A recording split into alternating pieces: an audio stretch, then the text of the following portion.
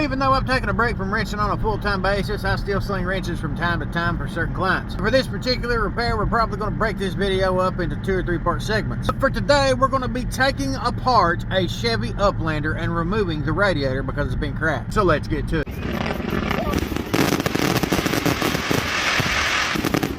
So we're on site here today doing a mobile service repair on this Chevy Uplander. We'll get over here to my service truck and we'll get started. So what we're covering here today is basically taking apart this van and getting the radiator out of the vehicle and verifying that the radiator is bad in person. We will go from there on the reinstallation of a brand new radiator, some other things that we might cover along the way. If we're looking at our vehicle from the front side, here's what you need to check out. Here's where you add your antifreeze. Right over here to the right hand side is going to be your overflow reservoir. Water pump and hoses is going to be right here on the left. The upper hose is going to be right here on the right. You do want to get underneath the vehicle and make sure that the weak plug is still in place and that's not popped out. There is a cover underneath the front side of the vehicle. Whenever you crawl under there, in order to see your radiator better, I would recommend taking that off. It's got about 5-10 millimeter fasteners. Now I like to have as much room as possible whenever I'm working on a vehicle like this. I'm going to be taking out both the bars right here, the overflow reservoir, the breathing assembly, the battery, and then we're going to have to unmount the motor mounts right here. After we do all that, we're going to be removing the fans and then getting into that radiator and pulling it out. What I'm going to do is repair the old school way because I figured most people watching this video may or may not have power tools to aid them in their repair. In today's video, we're using ratchets, wrenches, and very old school hand tools to get this job done.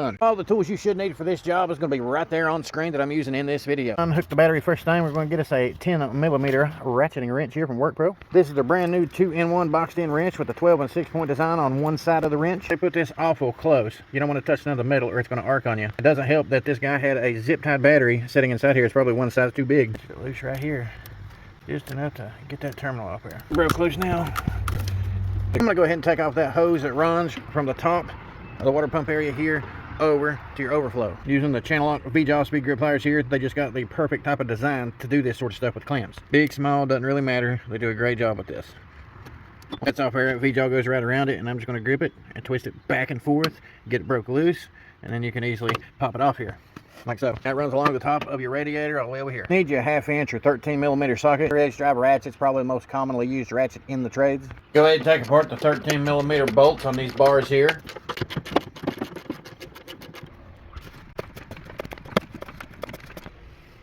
I'm going to take my breaker bar here, slide it right underneath it right there, and you pop up on it. Then you just raise up on these clips here and break it loose or remove the whole bar. As you can see, it's attached right there.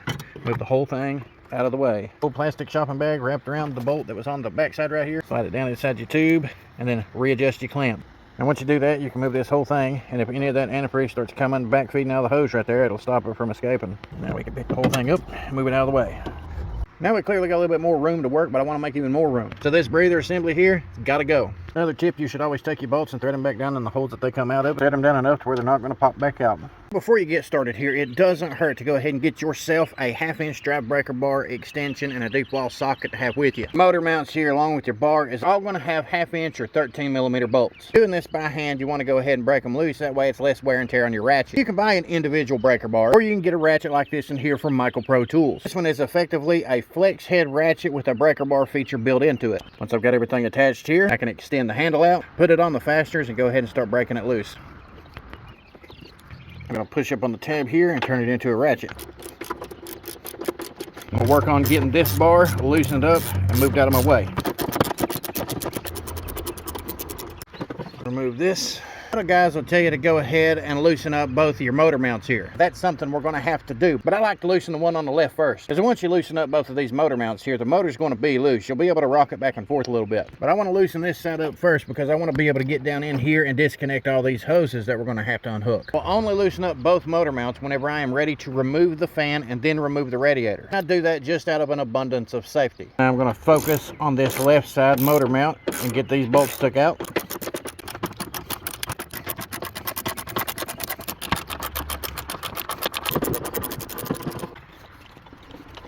All I got to do is take the motor mount and raise it up. Right there you are. It's out of the way. Now you have access to get down in here. You see, you need room to be able to get down in here because there's certain things you're going to have to get a hold of. Because you got a line right here you got to be able to get in there, remove that clip. Plus you got your lower radiator hose. You got 2 more lines down there that need to be removed. And then you got to go to the right side and do the exact same thing over there. You basically got to remove some lines, remove the upper radiator hose. There are hoses down here you got to be extra careful with because you don't want to break those. You don't want to end up into a repair that's bigger than what you anticipated. This all runs to your coolant system, so it's going to cool off your engine, your transmission, things like that. You don't want to mess those lines up, because then you're going to be buying more parts, more hoses, more fluid, and it's going to be a bigger job than what you want to deal with. Now we're going to go ahead and get this breather assembly out of the way. Pop the tabs here, push in on this clip, and unplug your electrical connections. Little 6-in-1 screwdriver. You need a 5/16 driver.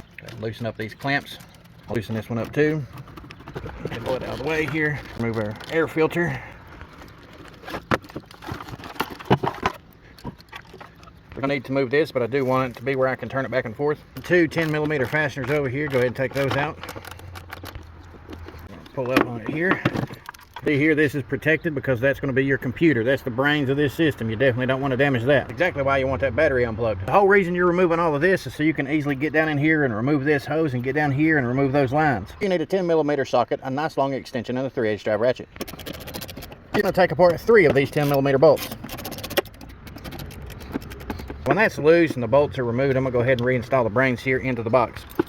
Since the box is moved, I can always maneuver it wherever I need to in order to get down in there. You definitely want to protect the brains of your vehicle. I can easily pick this up, set it out of the way, leave the wire and harness and everything attached in order to get down in there to those lines. Now with this type of vantage point, you got a lot more room to maneuver, and you can actually get down in here to these lines and the fasteners that you need to loosen up. And these are actually hooked to flex hoses right there, so you just got to be careful whenever you're unhooking them from this side and the other. Listen, I've seen some videos out here where people will recommend going ahead and cutting your radiator hose, but that's just you wasting money if you don't need to. Like I said, getting the proper tool for the job definitely goes a long way. These CHANNELLOCK speed grip V-jaw pliers, you really can't beat them. Clamp them, loosen it up, and remove your clamp.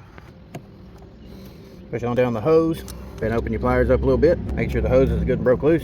Pull it right off here. Well, a piece of that port is definitely chipped off, so God knows where it's at. If you want to make a little bit more room, you come over here to the pump side, you do the same thing right here, and you remove that entire hose. I have a few clips right here, right down here, that you need to pop loose. Just get yourself a flathead screwdriver and pry on it right here, and you can pop them loose. That way you can remove this harness just enough to get in behind here and remove that hose, get everything out of your way.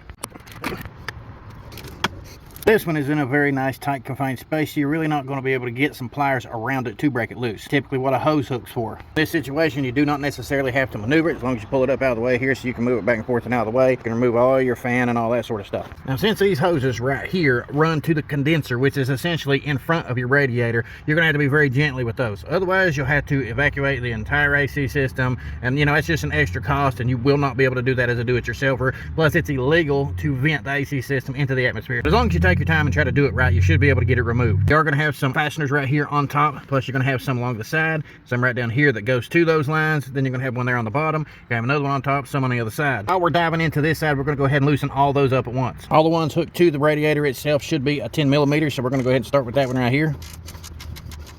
This one down here hooks to the fan. I want you to look right here on the bottom, because the fan basically sits inside of that little clip right there. It's right above the weep plug. Take it fold out. Turn this around, pull it right out of there. One of your mounts, just loosening this one up by hand. The one that's hooking up to the fan down here is going to be a 5/16. Get your little 1/4" drive and a 5/16 socket here and put it on it. Go ahead and get it loosened up.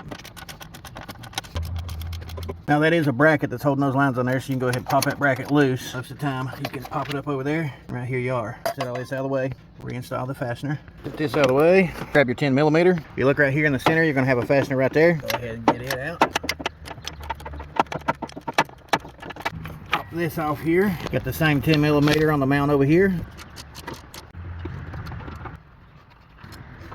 And then do the exact same thing to the one on your fan. Over here to the center of your fan, you get this wire and harness unplugged. Pull out this little blue clip here. It's basically like a safety feature so it doesn't accidentally unplug itself. Pull back on it. You pull back on that little clip right there, simply pull up on the harness and it'll unplug it. There you go. Now that we've got to this point in the repair, you want to go ahead and take apart this motor mount right here and set it up out of the way so we can remove the fan.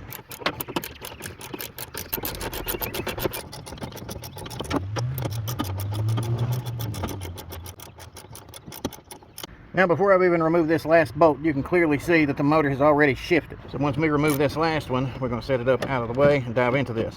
Cable here. I'm going to go ahead and unhook it from this right here. Got a little latch down in here, a little plastic clip basically holds it in. Once you remove that, you'll be able to have some room with this cable. Get your screwdriver and push it down and out of the way and it'll pop loose. Get a little bit of slack with your hood cable here.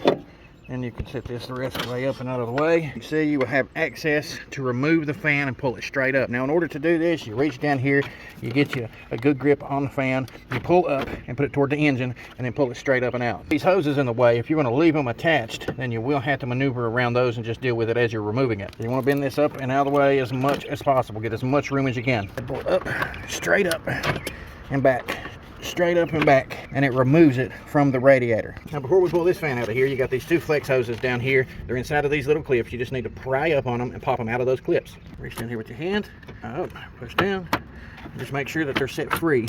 Think to this other one here, because you want each one of these out of your way. You don't want them attached to your fan. Remember, you still got them little lines down here. You can clearly see where it's moving back and forth, so whenever you're removing it, don't try to force it past that line. Try to maneuver it around that line. You'll have enough wiggle room on this side to do that. So go ahead and set all this stuff up and out of the way. Now, once I got it broke loose here, I'm going to lift up and I'm going to push it toward the driver's side as I'm pulling up on it. That way we can remove it. I'll reach down here, get my hands on both sides of the fan.